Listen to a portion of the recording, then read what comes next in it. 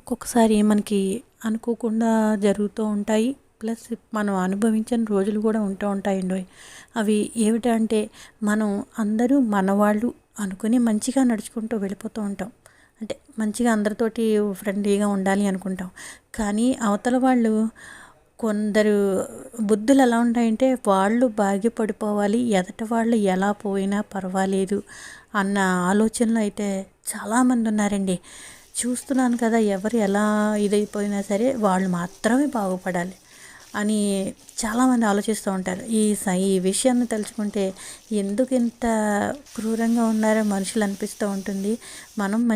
మనం ఎప్పుడైనా ఎవరికైనా సరే మనం మంచి ఎదుటి వాళ్ళకి చెయ్యాలి, మనకి ఏమైపోయినా పర్వాలేదు అని ఆలోచించే తత్వంలో ఒకళ్ళు ఉంటే, మనం మాత్రమే బాగుపడాలి అనుకునే ఆలోచన తత్వంలో ఒకళ్ళు ఉంటారండి. వీళ్ళ ఆలోచనకి మనం చాలా చాలా దూరంగా ఉంటేనే బెటర్. మాట్లాడకుండా ఇలాంటి వాళ్ళతోటి. వాళ్ళు పైకి మాత్రం చాలా డీసెంట్గా కనపడతారండి. ఇలా డీసెంట్గా కనపడే వ్యక్తులు చాలా చాలా డేంజరస్ పర్సన్స్. అది ఒకటి గుర్తుపెట్టుకోండి. కొంచెం మనుషులతో మాట్లాడితే వెంటనే అబ్జర్వ్ చేసుకోవాలంటే మనమే వాళ్ళ గురించి ఏ విషయమైనా సరే. తర్వాత